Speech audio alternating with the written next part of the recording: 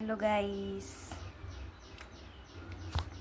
આજે મેં ઈડલી બનાવવાની છું. એના માટે મેં ચોખા અને દાળ પલાળી લીધા છે. રાતે પલાળી દીધા હતા. અત્યારે સવારે હું એને મિક્સર જારમાં ગ્રાઇન્ડ કરી લઈશ, તો એનું ખીરું રેડી કરીશું. આ દાળ છે, અડદની દાળ લીધી છે મેં, અને ચોખા છે. અત્યારે હું દાળ પીસું છું.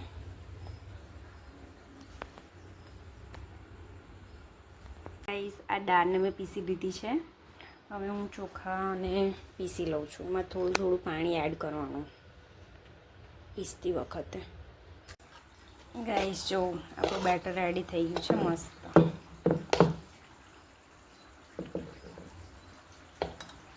હવે આને આપણે 8-9 કલાક માટે પલાળી રાખીશું ઢાંકણ ઢાંકીને. ગાઈસ, આપણું બેટર રેડી થઈ ગયું છે.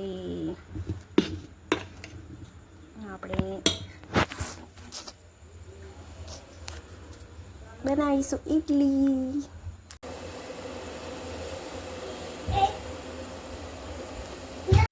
સો ગાઈસ, ઈડલી અમારી બને છે. એન્ડ અહીંયા હું હવે સંભાર બનાવવાનું રેડી કરું છું. રાઈ નાખી દીધી છે. હવે થોડુંક જીરું નાખીશું, મસાલા નાખીશું, કળી લીમડો, ડુંગળી નાખી દીધી છે. અને આપણે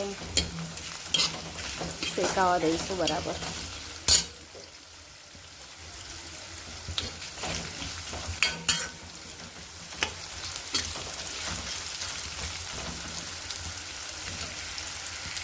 લસણની પેસ્ટ નાખી દઈશું.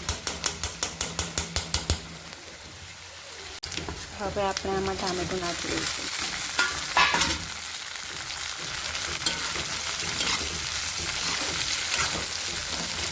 થોડીક વાર થવા દઈશું એને. થોડું મીઠું નાખીશું. દાળમાં મેં નાખ્યું હતું એટલે આમાં થોડુંક જ નાખીશું.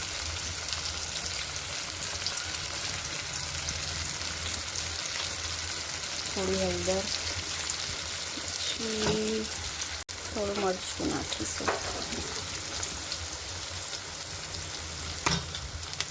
આમાં સંભાર મસાલો લીધો છે.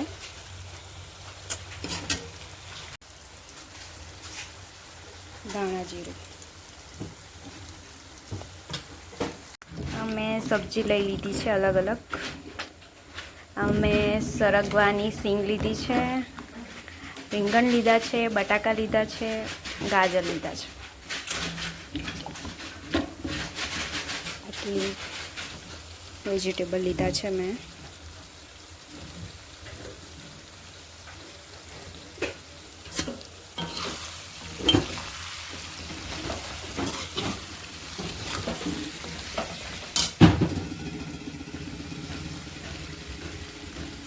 ગાઈસ, આપણી સબ્જી થઈ રહી છે. થોડી વાર ચડવા દઈશું પાણી નાખીને. ગાઈસ, અમારી ઈડલી બનાવવાની તૈયારી ચાલુ છે. આવી રીતના હાફ ભરવાની એટલે મસ્ત ફૂલે. ગાઈસ, આપણો સંભાર રેડી થઈ ગયો છે મસ્ત. ઉપરથી આપણે હિંગ અને સંભારનો મસાલો ફરી એકવાર નાખી દીધો છે. ઉપરથી આપણે ધાણા નાખી દઈશું.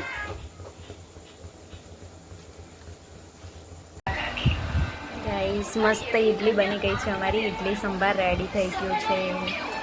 તમે જોઈ શકો છો, મસ્ત સ્પોન્જી. ગાઈસ, આજે મારા ઈડલી સંભાર એટલા મસ્ત, બહુ જ મસ્ત બન્યા હતા. એક નંબર. ફર્સ્ટ ટાઈમ બનાવ્યા હતા પણ બહુ જ મસ્ત બન્યા હતા. અને એના પછી જે વાસણ થયા છે, ઢોકળો થાકી ગઈ ઘસીને. બહુ થાકી છું. ગાઈસ, નેક્સ્ટ વિડીયોમાં મળીએ. બાય.